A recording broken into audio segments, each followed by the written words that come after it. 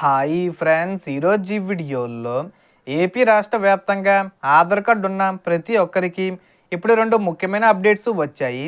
అంటే రెండు శుభవార్తలు వచ్చాయి. ప్రభుత్వం ఇవి ఉచితంగా అందుబాటులోకి తీసుకుని రాబోతున్నారు.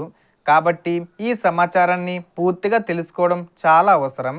సో దానికి సంబంధించిన పూర్తి ఇన్ఫర్మేషన్ ఈ వీడియోలో తెలుసుకుందాం. అండ్ వీడియో మీద నచ్చితే లైక్ చేసి షేర్ చేసి సబ్స్క్రైబ్ చేసుకోండి ఫ్రెండ్స్. సో ఏమాత్రం లేట్ చేయకుండా వీడియోలోకి వెళ్ళిపోద్దాం. సో మనకు ప్రభుత్వం అమలు చేసే పథకాల డబ్బులు రావాలన్నా లేదా ఇతర పనులకు ఆధార్ అనేది చాలా అవసరం. సో అలాంటి ఆధార్ కార్డుకి సంబంధించి రెండు శుభవార్తలు వచ్చాయి. ముందు ఆధార్ కార్డు అనేది చాలా అవసరం. ముందుగా మొదటి శుభవార్త గురించి మాట్లాడితే, ఆధార్ కార్డు తీసుకొని 10 సంవత్సరాలు పూర్తయిన వారు తమ వివరాలను ఒకసారి తప్పనిసరిగా అప్డేట్ చేసుకోవాలని సూచిస్తున్నారు. చాలామందికి అప్డేట్ చేయకపోతే ఆధార్ కార్డు రద్దు అవుతుందా అనే సందేహం ఉంటుంది. కానీ స్పష్టంగా చెప్పాలంటే అలాంటి రద్దు విషయం లేదు.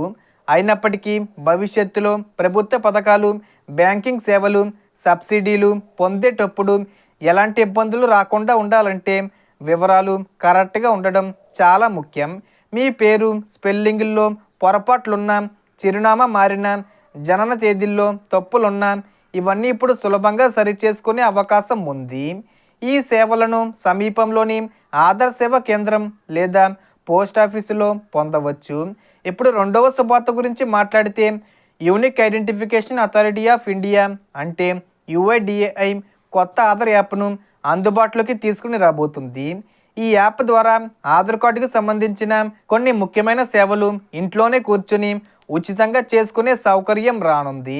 ముఖ్యంగా ఆధార్కు లింక్ అయిన మొబైల్ నెంబర్ను నేరుగా యాప్ ద్వారానే అప్డేట్ చేసుకునే అవకాశం ఇవ్వబోతున్నారు. ఈ అవకాశాన్ని ఏప్రిల్ 10వ తేదీ వచ్చేలోపు కల్పిస్తారు. ఇది నిజంగా ప్రజలకు చాలా సౌకర్యంగా మారుతుంది.